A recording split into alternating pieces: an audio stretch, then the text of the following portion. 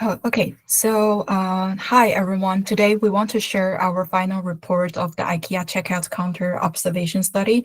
And in our group, we have Kuan-Yu, Ai-Ruo, and me, Wen-Hsien. Okay, so next. So before our final presentation, we want to start looking back at the first observation we did in November at IKEA Taipei City Shop Arena. Next. So back then next. Okay, so back then we focused on the checkout counter area and observed several customers' checkout behaviors. From that, we came up with the 4 key takeaways. Next. So one big thing we noticed during the observation is that not many people were using the self-checkout counters. You can see the number 2 and 4 in our findings show that some of this might be due to how the checkout area is set up. So for the final observation study, we wanted to see if changing the layout of the checkout area could encourage more people to use the self-checkout counters. So we came up with the new layout idea and invite participants to test them out. Next. So on the screen, you can see that there are 3 layout proposals we came up with. So here's the quick breakdown. For the proposal 1, you can see on the left side of the screen is pretty similar to the current setup in the IKEA, but we changed the number of the self-checkout machine on the left-hand side. Next. So the proposal 2 and 3 also have the self-checkout counters, but we arranged them in the different lane and in the different spots. So with the goal to see how the location will affect people's willingness to use them. Okay, next. So we ran the experiment in 2 parts. In the first part, we let the participant to fill out the questionnaire with their basic information and share their thoughts and concern about using the self-checkouts.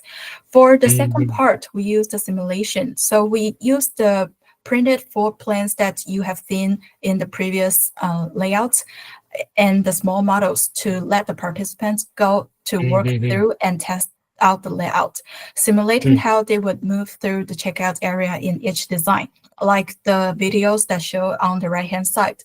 So in this test, we work with 5 participants in this study. So for the next part, we want to share about the result and what we have observed. Next.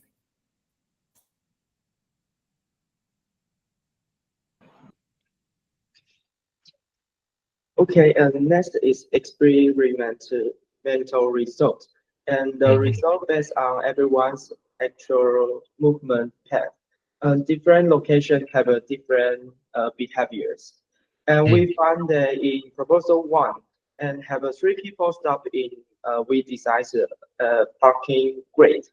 And the proposal 2, and we observed that people tend to gather on the right side of the counter rather than the left side. And this lead to very conjunction. Yes, it's this. And the left and the proposal 3, and have 2 people and stop in the gray we decide. Yes, in this and this. And we found interesting behavior is we noticed that in the overall route, the proposal 3 and show less conjunction in the movement path because the route divide into the 2 parts. Yes, and you can see the proposal 1 and 2, and because it's by one side, so it's very conjunction. Yes. And in the questionnaire, we first asked participants about their most frequently used checkout methods, and results show that self-checkout was the preferred choice for most people. Although these contrasted with our initial observations from a one-day study, it further confirmed that self-checkout remains highly utilized in practice. And next. Next, we explore the key factors influencing participants' decision to choose self-checkout. Among the 4 options provided, checkout efficiency was identified as the primary reason, and while interaction with others received the lowest score. And this indicates that most participants value the convenience and speed offered by self-checkout. And next. And we also ask participants which of these 4 factors should be considered in designing a self-checkout area. And consistent with the previous question, checkout efficiency emerged as the most important consideration, and followed by the degree of interaction with others. And additionally, 80% of respondents agree that the layout and flow of the self-checkout area significantly influence their choice. And these findings validated our research direction and provide a solid foundation for subsequent proposals and experiments. And next. And after conducting the experiments, we asked participants to evaluate each proposal based on overall satisfaction and using a 5-point Likert scale. And the results show that proposal 3 received the highest score. And next. And furthermore, in the ranking of personal preferences, and proposal 3 also ranked first after weighted calculations, primarily due to its super rough flow in the checkout process.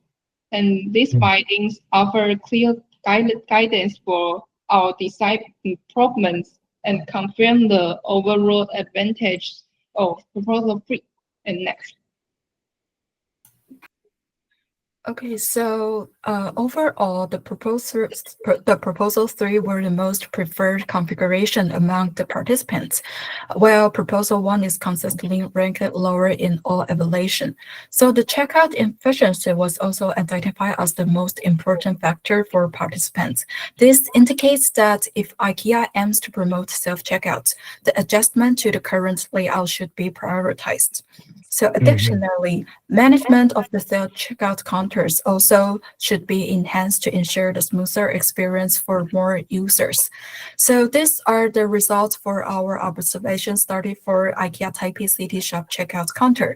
Thank you for your attention.